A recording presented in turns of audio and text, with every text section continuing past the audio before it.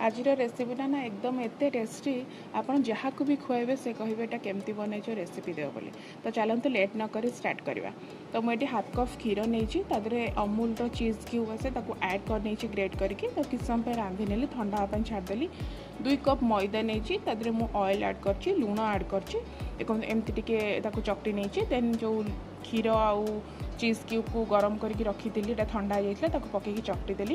ये मु पानी यूज करनी केवल क्षीर आउ चीज देकी मुझे चकटी नहीं देन यहाँ हाफ एन आवर पर मुझे रेस्ट करने छाड़ी थी।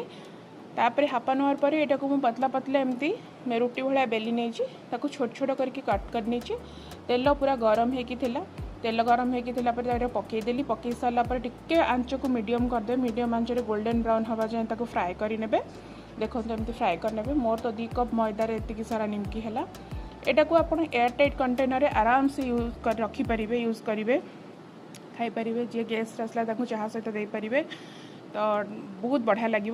तो करूँ खातु केमती लगे डेफिनेटली कमेंट रे कहतु।